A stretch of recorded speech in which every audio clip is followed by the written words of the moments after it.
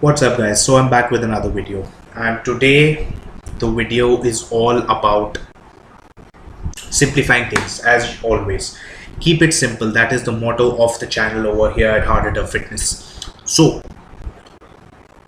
there are a lot of overcomplicated explanations about bodybuilding and hypertrophy.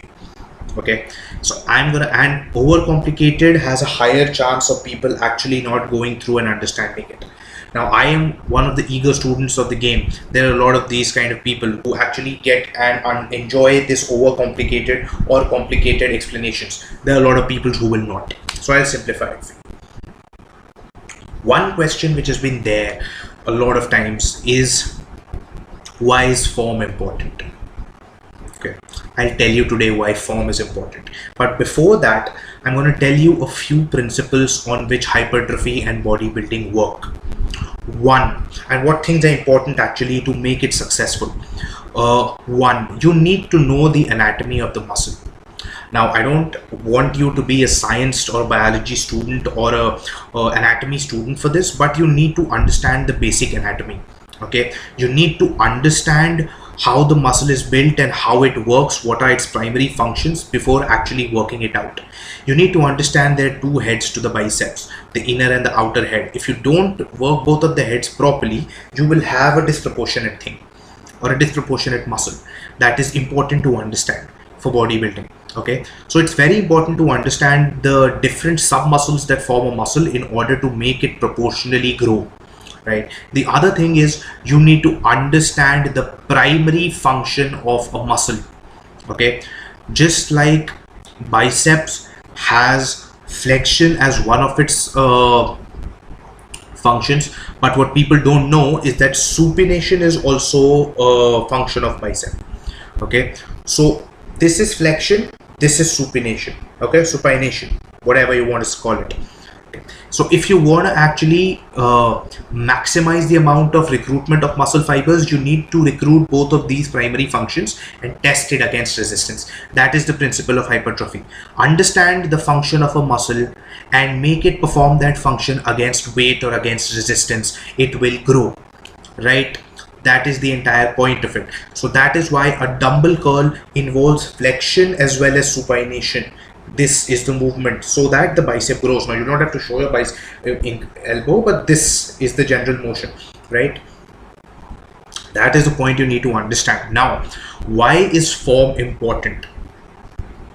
Form is important because if you're performing an exercise incorrectly, you are not making the muscle do that function which is required for it. Which is required to actually recruit maximum amount of muscle fibers. If you're curling this, you're not performing flexion properly, neither are you performing any kind of supination. Even if you're doing 80% of the exercise right, you're not getting the entire gains. But sometimes what happens is heavier weight can compensate for 80%, for say that 20%. But there are people who do the exercise entirely wrong. They're not using the bicep. All they're using is their back and kicking the weight up like this. That doesn't give you big biceps unless it's a cheat curl, which is completely different, where you're fighting on the negative. This is not a cheat curl. This is a stupid guy's curl. Okay, now everyone asks me why I give examples of curls. Because people relate to curls the most. If I give an example of a squat, first of all, it's a compound movement. It will take time to describe it, and half the people don't squat. So the first thing I want to do is go squat, perform compound movements. The other thing being that, as I was saying, you don't, if you're wrong in the form, you don't let the muscle perform the function properly. Hence it is not getting, hence the maximum number of muscle fibers are not getting recruited and you're not getting the most out of that exercise. That is one point. The second point being, if you are cheating in the exercise, then it is a simple indication that your muscle is not strong enough for the weight that you have picked up. Okay, if you've picked up a 50-pound dumbbell and all you're doing is using your back to curl it, then it is a simple indication by your muscle to your brain, to your stupid brain, that please lower down the weight. This weight is a little too heavy for the bicep. Instead of listening to that, you coax your bicep with your back and start curling the weight. What happens? You're not performing the exercise right, losing out on the gains, and you are inviting injury. Now, I've been there. I don't want to be one of those people who are hypocritical and say I have been training perfectly since day one. I have been my own lab rat. I probably have done every single ego lifting mistake there is to be done in lifting right now. I've been injured multiple times, although I've been injured very limited times in the gym, but then there have been slight niggles which have always been there, but I have learned from that niggle. That is the positive.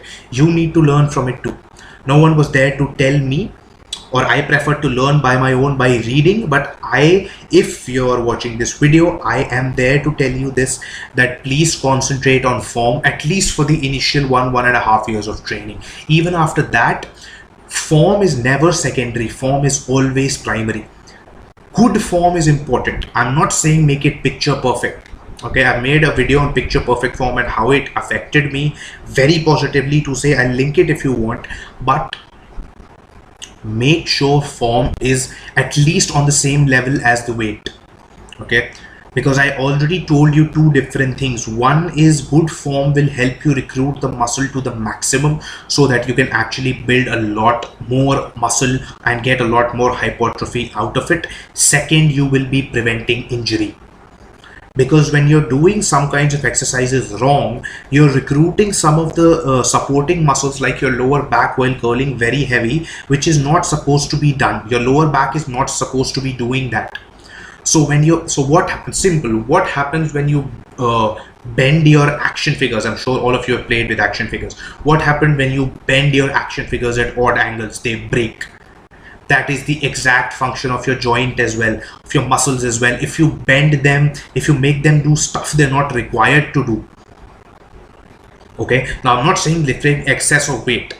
Powerlifting is exactly the principle of doing what muscles are not supposed to do. That is why they grow. But what I'm saying is, your lower back is supposed to deadlift. Your lower back is not supposed to support you when you're curling, right? And just take for an example, when you're bench pressing, you're not supposed to bench press with your shoulders and your elbows flared like this. It's not supposed to happen. You're supposed to bring them in to do the exercise correctly. So this is my point, that do the exercise correctly so that you can get the maximum out of the exercise in terms of hypertrophy and not invite injury as well. I hope I'm making sense to you.